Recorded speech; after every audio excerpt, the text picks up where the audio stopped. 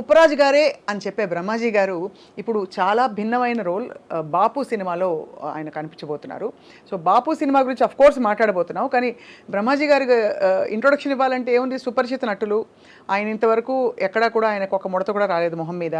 And దాంతోపాటు గ్లామర్తో పాటు grammar continue చేస్తూ ఎప్పుడు ఆయనకి డిమాండ్ అలా పెరుగుతూనే ఉంది. వీటి సీక్రెట్స్ గతంలో మాట్లాడాం, ఇవాళ ఇంకా డీప్గా మాట్లాడబోతున్నాం with the one and only Brahmaji గారు. బ్రహ్మాజీ గారు వెల్కమ్, స్వాగతం. కుప్పరాజు గారు ఇందులో ఎన్ని ఉంటాయి చెప్పండి అంటే ఏమంటారు, ఆ విధంగా అనమాట. So we really enjoyed your performance Brahmaji గారు. Thank you so much. అది చాలా ఫహద్ ఫాసిల్ గారితో మీరు అమరిన తీరు, ఐ థింక్ అది ఒక లీగ్ ఇంకా కొంచెం మీ పరిధి బాగా పెరిగిందని చెప్పచ్చా, అంటే విత్ దట్ రోల్ మీకు బాగా నచ్చినట్టుంది. మీకు అలా అనిపించలేదా? నేను చాలా చేశాను కదా అటువంటి. చేశారు, బట్ ఐ థింక్ అది బాగా క్లిక్ అయిన రోల్ లాగా మాకు అనిపించింది. సినిమా బాగా నాకు క్లిక్ అయింది కాబట్టి ఆటోమేటిక్గా మన క్యారెక్టర్లు కూడా క్లిక్ అవుతాయి. ఎప్రిషియేషన్ ఎక్కువ మంది చూస్తారు, వ్యూవర్షిప్. సో కొంచెం ఫన్ మా మీద ఉంది కాబట్టి మేము బాగా. అవును, అందుకే ఎంజాయ్ చేసాం. రిలీఫ్ ఎలిమెంట్స్ అండి ఇవన్నీ. ఇన్ఫాక్ట్ విలనిజంలో ఒక రిలీఫ్ ఎలిమెంట్ చూపించి సుకుమార్ గారు భలే పండించారు ఈ సీన్స్ అని ఇవన్నీ కూడా. అందులో ఏం చేసినా యాక్చువల్గా మొత్తం మాస్టర్దే క్రెడిట్, లెక్కల మాస్టర్దే, సుకుమార్ గారిదే. మీరు తెర మీద ఉంటే ఏదైనా నవ్వించాలి ఆర్ అట్లీస్ట్ కవ్వించాలి అనుకుంటాం. బాపులో ఏం చేయబోతున్నారు? డెఫినెట్గా నవ్వించను, సీరియస్ క్యారెక్టర్ అది. నాకు కొత్తగా ఉంటుంది, డిఫరెంట్ క్యారెక్టర్. ఫాదర్ క్యారెక్టర్ చేయడం, ఏజ్డ్ క్యారెక్టర్ చేయడం, మళ్ళీ నాకో ఫాదర్, ఆయన కథ ఇది యాక్చువల్ బాపు అనేది. ఇప్పుడు ఇంతకీ మీరా బాపు ఆయన? నేను బయట నా ఫాదర్ ఆయన సుధాకర్ రెడ్డి గారు. అవును అవును, ఆయనే కదా బాపు. అవును, ఎందుకంటే ఆయన ఇలా లేచి కూర్చుంటారు కాబట్టి. అవును, ఆయన మీద కథ ఎక్కువ. అందులో ఒక ప్రధాన పాత్ర, వన్ ఆఫ్ ద క్యారెక్టర్.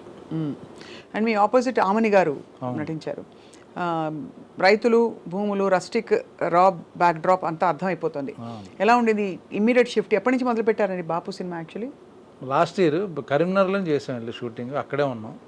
ఈ సినిమా స్పెషాలిటీ ఏంటంటే కథ నచ్చింది, నా క్యారెక్టర్ బాగుంది, కాన్సెప్ట్ బాగుంది, బట్ బడ్జెట్ లేదు సినిమాకి. ప్రొడ్యూసర్ డైరెక్టర్ వచ్చి ఇలా రెగ్యులర్ బడ్జెట్లో ఈ సినిమా తీయలేమండి అని అంటే, సరే నేను రెమ్యునరేషన్ తీసుకోను అని నేను తీసుకోకుండా చేశాను. తర్వాత డబ్బులు వస్తే ఇట్ అయితే ఇవ్వండి అని చెప్పాను.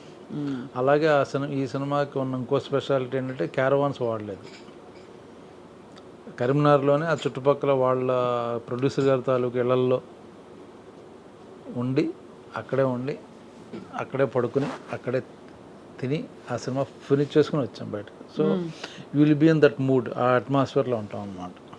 ఎందుకు క్యారవాన్స్ వద్దనుకున్నారు? అంటే ఖర్చులు తగ్గించాలన్న వాళ్ళకి అని. ప్లస్ ఇంకోటి ఏంటంటే ఇప్పుడు అక్కడే షూటింగ్, ఇల్లు పక్కనే ఉండే గెస్ట్ హౌస్ 1/2 కిలోమీటర్ వాళ్ళయ్య, ఇంకా అవసరం ఉంది. ప్లస్ రైతులు ఆ డ్రెస్సులు వేసుకుని ఆ వరండాలో పడుకుని, ఆ ఇంటి ముందు పడుకుని అలాగే తిరిగా ఉన్నాను.